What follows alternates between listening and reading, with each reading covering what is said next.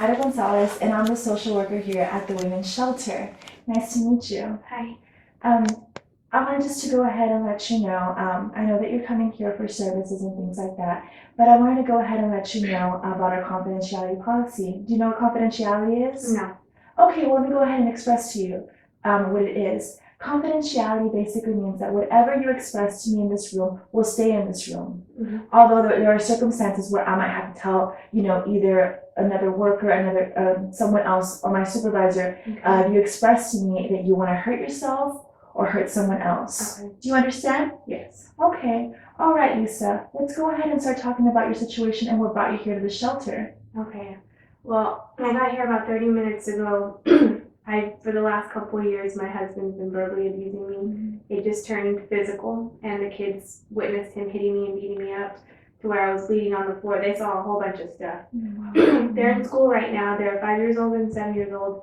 It got so bad to where they're telling the teacher what they saw. And I'm afraid that I'm going to lose my kids. Maybe a CPS report, anything. I know what they saw isn't normal, and they shouldn't have to go through that.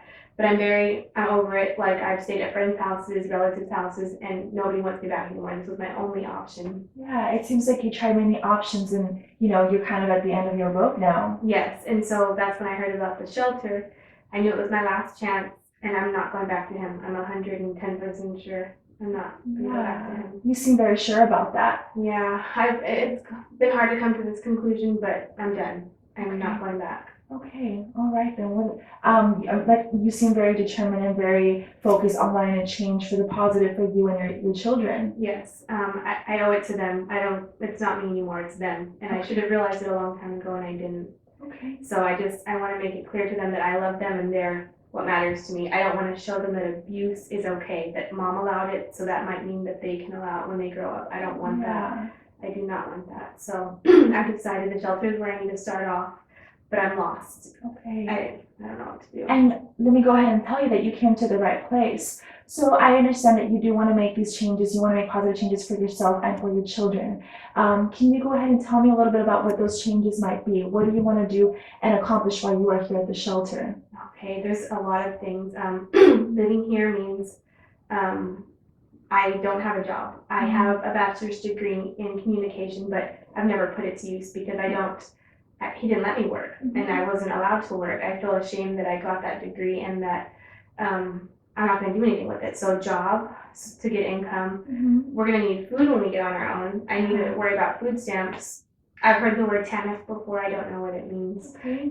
We need our own place, and I know we need money to do that, but I just don't know where to start. Yeah, absolutely. I mean, it seems, that you had always been dependent on your husband, and now you're on your own, and it could be a little scary. I can sense that you might be a little fearful on that. Oh yeah, very fearful. That's why, I'm nervous. That's what made me not want to leave those things. Yeah. So. And that's very understandable. Well, let me go ahead and tell you, you came here to the right place. You're not the only person who has experienced this. And just to let you know, we can start by, you want to look for a job. You have all the tools that you need. I mean, it's great that you've accomplished on getting your degree. A lot of people really don't have that. And, now that you have that, you're more than likely going to get a job. Okay. So we can help you with, workforce, get you linked up to workforce, Okay. or other services that might be able to assist you with that. Okay. And now, since you are on your own, you may be able to apply for TANF. Okay. TANF is Temporary Assistance for Needy Families, and that is for single mothers with children. Okay. So you might be able to apply for that, and we can definitely help you out with that. As well as with food stamps, Medicaid and things like that, we can definitely help you with the application process. Okay. As well as with housing, of course, I'm not sure, it might be, a little different for you to apply for the Housing Authority or Section 8. But, at least we have, an outlet to look for. Okay. Yeah, so at least right now I wanted just to present to you, at least some options so that I can kind of ease up a little bit. And of course, I don't want you to feel overwhelmed. Every day, we'll be helping you with this process. Okay. That helps me because I feel alone that I'm going to have to do it by myself, and I don't know where to start. Yeah. All I'm worried about is my kids, when I need to be worried about all the things you just mentioned. Yeah. So to know that y'all can help me with that would be really good. Absolutely, absolutely. I would want to meet with you at least once a week. If Okay. you are needing more assistance in that, I have no problem meeting with you. Okay. But just know that you will not be going through this whole procedure on your own. You know, I'll be here to help you. Okay. So let me go ahead and ask you, aside from all those that assistance that you'll be needing, is there anything else that you'll be needing maybe for your children? I mean, they have the clothes that they're wearing. They don't have they don't have anything but the shoes, the pants, and the t-shirts that they're wearing to school. So they need help with that. I don't know, I need to get information on like the divorce and child custody too. There might be other things, I can't even think, like is there anything that I didn't mention that they might need? I don't know. And you know what, throughout the whole process of this, you know, we can possibly discover other things that you may need. Okay. When it comes to the kids in counseling, we definitely do have a child victims counselor here in the shelter that can help you with that. I need that for them. Yeah, great. And we also have a legal advocate that can help you. She's not an attorney, but she can help you with any legal advice that you may need for your divorce. Okay. And like I said, you know, maybe right now it's kind of hard to state everything that you'll be needing, but as the process goes on, while we meet, we can discover those things that you are needing. That would be great. They need all that. They need counseling for sure. So I think you bringing that up is great, you know, because that gets me to thinking, you know, maybe they could get that from here. Yeah. Besides the other assistance, like counseling is very important. They need to process what they saw. Yeah, absolutely.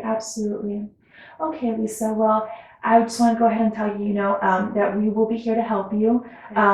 Actually, I will be here to help you. I will be the social worker that will be assisting you. Okay. Like I stated, if you need me to go ahead and if you need to go ahead and meet with me more than once a week, we're more than welcome. You know, you're more than welcome to do so. I will be helping you with the procedures on housing, the food stamps, TANF, and all those things. Okay. Okay. So, do you have any questions or concerns? No, I just want to say you made me feel very welcomed, and I came in feeling very lost. So right now I feel like there's a direction for me. Okay. So I just wanted to thank you for that. Yeah, no problem. Okay, thank you. Thank you.